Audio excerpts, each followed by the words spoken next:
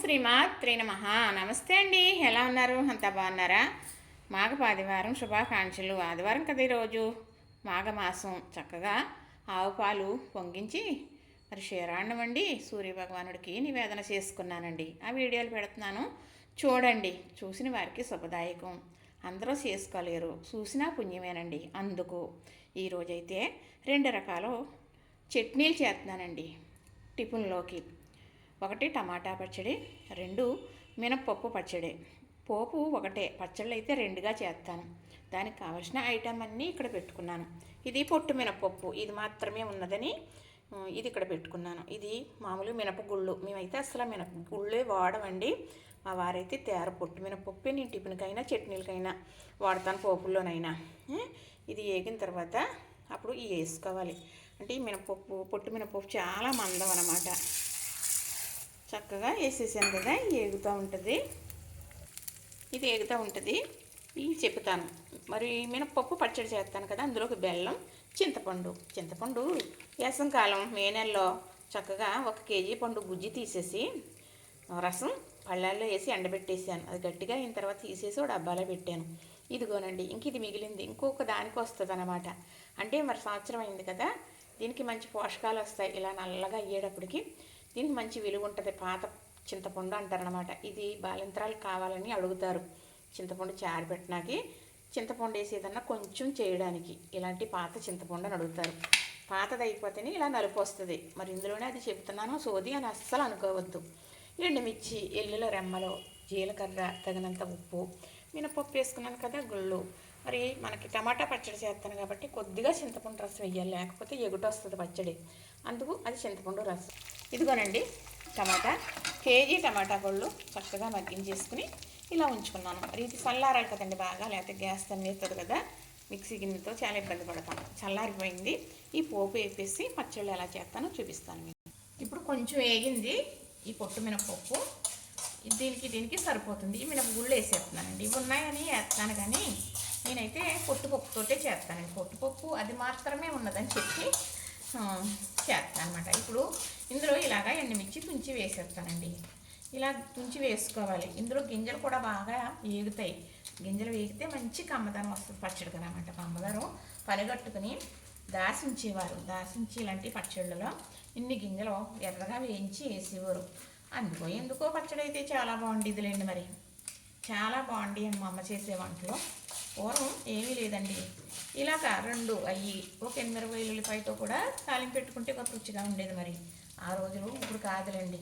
ఇప్పుడు ఎన్నో వేస్తేనే కానీ అది కాదు అని చెబుతారు. ఇలా చేశారు బాబు, ఇలా కాదు అని కూడా అంటారు. అప్పుడు అమృతంలాగా చేసుకుని తినేవారు ఏదైనా కూడా. ఇది ఏగుతుందండి బాగా, కమ్మట స్మెల్ వస్తుంది. అయినా ఏక మనకు తెలుస్తుందిలేండి. ఆ మాత్రం పచ్చడి రుచి ఉండదు పచ్చడి. మా వారికి మినపప్పు పచ్చడి అంటే ఎంతో ఇష్టం అండి. ఇది 2 ఎల్లుల్లిపాయలు ఇలా రెమ్మలు తీసుకున్నాను, చక్కగా వేసేసాను కదా. అలాగే ఒక 2 చెంచాలు జీలకర్ర.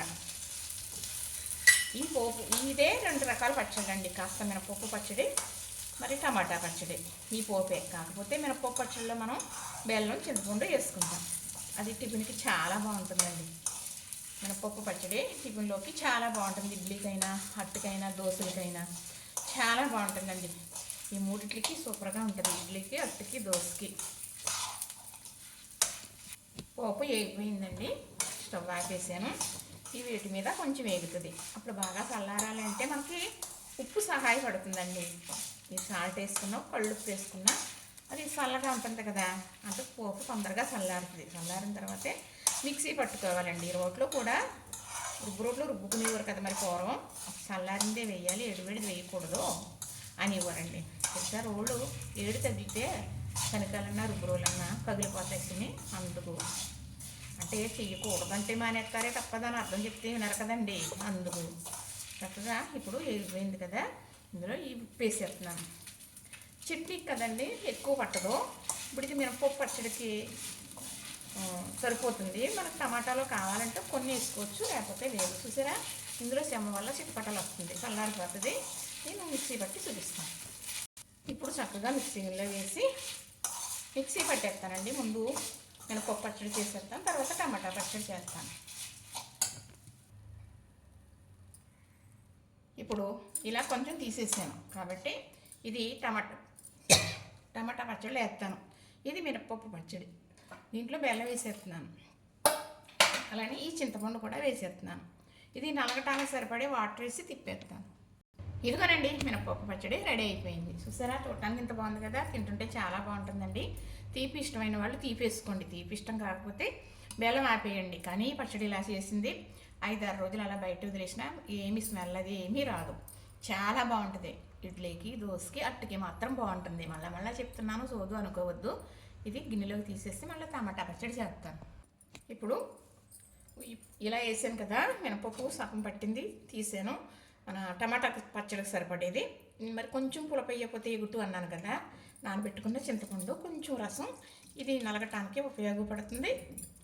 అలాగే పులప మనం తగినంత వేసుకున్నాం. ఇప్పుడు మిక్సీ పడుతాను. ఇప్పుడు ఇలా కరిగిందండి మినపప్పు. చూసారు కదా, మినపప్పుతో మాత్రమే చేస్తున్నాను. ఈ ఉడికించుకున్న టమాటా ఇందులో వేసేస్తాను. కొంచెం వేసుకుంటూ మిక్సీ పట్టేస్తే, ఇది ముందు పప్పు బాగా నలిపేసాను కాబట్టి మెత్తగా నలిగిపోయింది కాబట్టి ఇప్పుడు ఇది పెద్ద నలగక్కర్లేదు, కలిసిపోవటమే. చక్కగా ఎలా చేస్తానో చూద్దురుగా. ఇదిగోనండి టమాటా పచ్చడి, మినపప్పు పచ్చడి. అలాగే మినపప్పు పచ్చడి చట్నీకి ఇలా కలిపాను. అలాగే టమాటా పచ్చడి చట్నీకి ఇలా కలిపాను. చూసారా, ఒకే ఐటెంతో ఒకేసారి చక్కగా 2 రకాల పచ్చడి చేసుకోవచ్చు.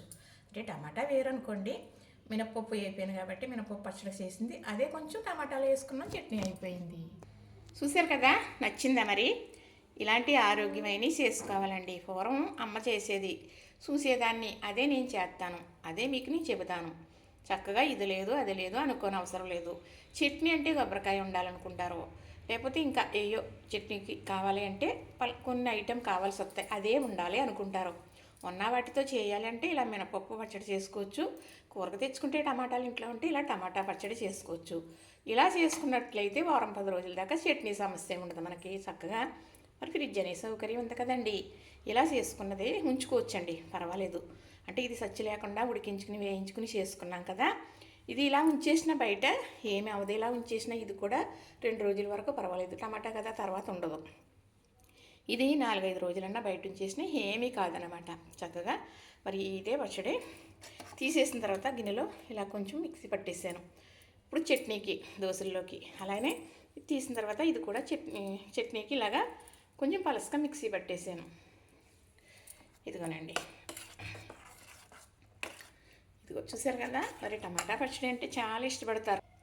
ఇదిగోనండి మినపప్పు పచ్చడి. ఇది టిఫిన్ కావాలన్నప్పుడు మనం ఇలా కొంచెం వాటర్ వేసుకుని ఈ పచ్చడిలాగా చేసుకోవచ్చు. చూసారు కదా, మంచి కమ్మట వాసన వచ్చేస్తుందండి, రుచి కూడా అంతే బాగుంటుంది. ఇది కూడా స్పూన్.